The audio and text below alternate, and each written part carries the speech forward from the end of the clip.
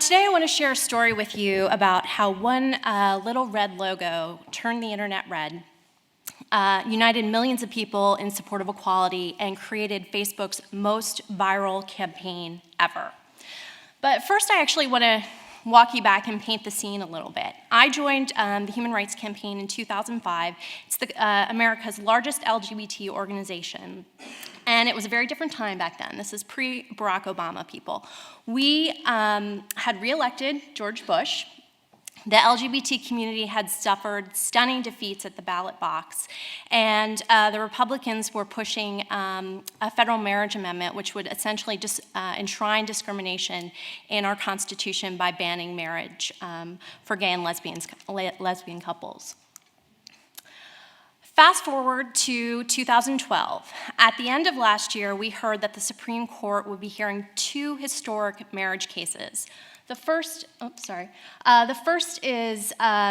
was a challenge to California's Proposition 8, which banned marriage in California, and the second was a challenge to the Defense of Marriage Act, which essentially bars legally same-sex married couples from receiving the same rights and benefits on a federal level that heterosexual couples receive.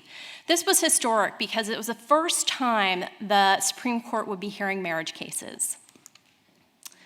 In 2012, we were at a tipping point. This essentially expresses how my organization and the movement felt when for the first time the American public voted in favor of the rights of gay and lesbian couples by passing marriage in 3 states and barring a marriage amendment in a 4th state. And furthermore, America was experiencing a renaissance, if you will. 8 out of 10 Americans now say that they know someone that's gay, and that's due in large part to the LGBT community coming out to their friends, their families, their coworkers, and their neighbors. For the first time, Americans also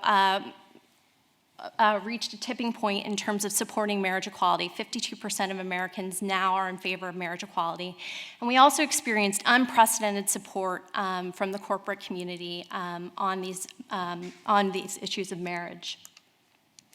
And so we knew that we wanted to drive a national conversation and to elevate that. And so we established a communications war room that would essentially beat the drum about the issue of marriage equality through earned and paid media.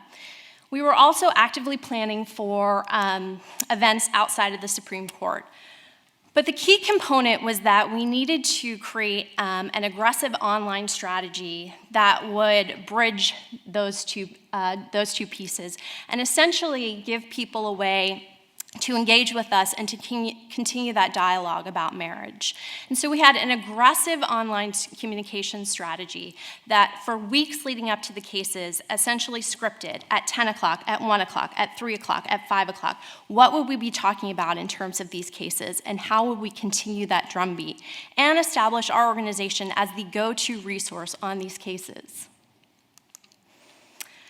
And so I had an idea, essentially taking our iconic blue and yellow logo and turning it red, which would give people an easy way to show their support online, and essentially turning it red, which was the color of love, which is for us what these two cases symbolized.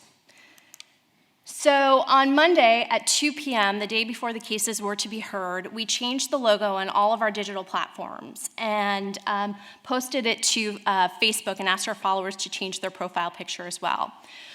Over the weekend, we had seeded the idea of this campaign with some of our top celebrity supporters, including George Takei, who was one of the early adopters of the campaign, and he and other celebrities asked their supporters to do the same. So on Tuesday, hrc.org, our main communications vehicle, crashes. And there's no slide for this, but you can imagine what I was thinking.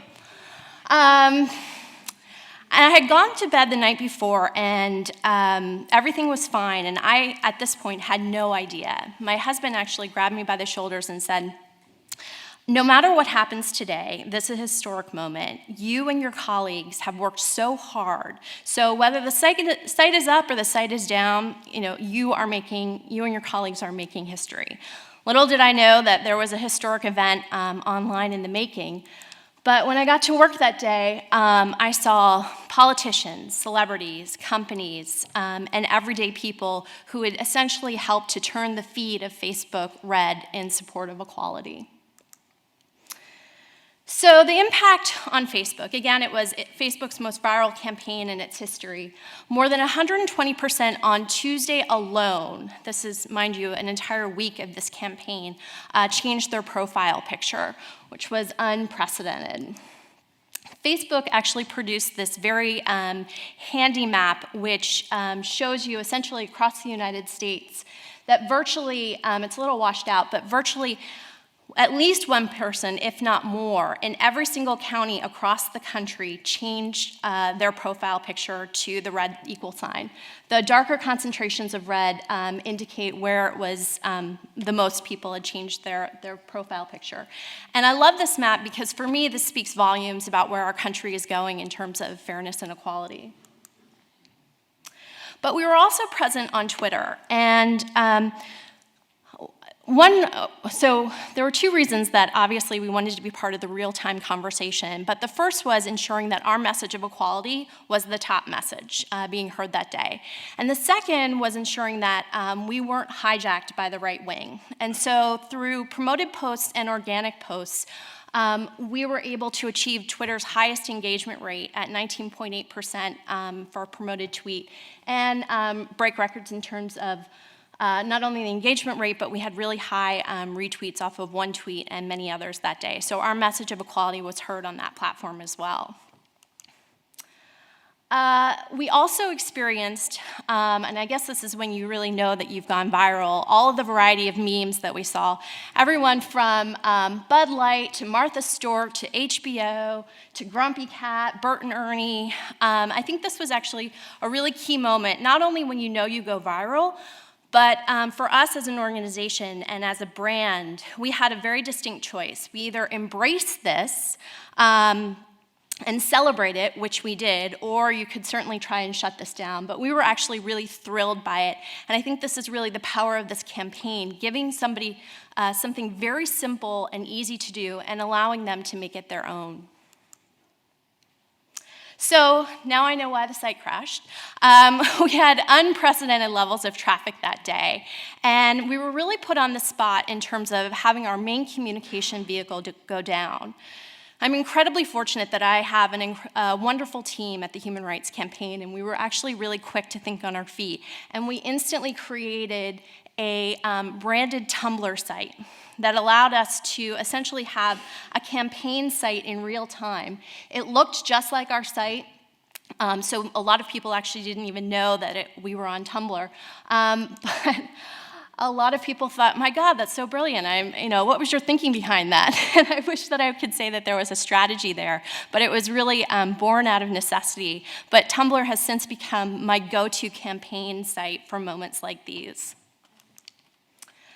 So we received widespread coverage of the campaign, and that was actually helped to prolong the story and help continue it throughout the week. But in our work, we have a long road ahead. You still can't be married in 37 states in the United States. There's no federal law barring discrimination in the workplace for LGBT people, and issues like bullying are pervasive.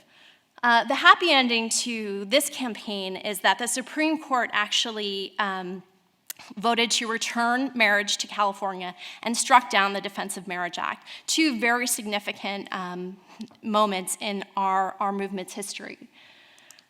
But we're in the business of changing hearts and minds, and we believe that change happens one conversation at a time, and that's how we're eventually going to win.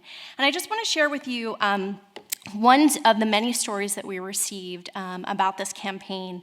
This was from a soldier in Arkansas, which is a southern state. It's a very hard place to be if you're gay. He had actually come out to his mother, and unfortunately the coming out experience wasn't a positive one. He and his mom actually hadn't spoken. And for months now, and she actually, when the campaign started, changed her profile picture to the red logo. And for the first time, he felt accepted and loved by his mom for who he was. And that, to me, speaks volumes about why this campaign was so powerful. And if it had just been this one person, it would have been a success in itself. But these conversations were happening across the world, and millions of them occurred. So I want to thank you for letting me share this story with you, and thank you for your support of the campaign.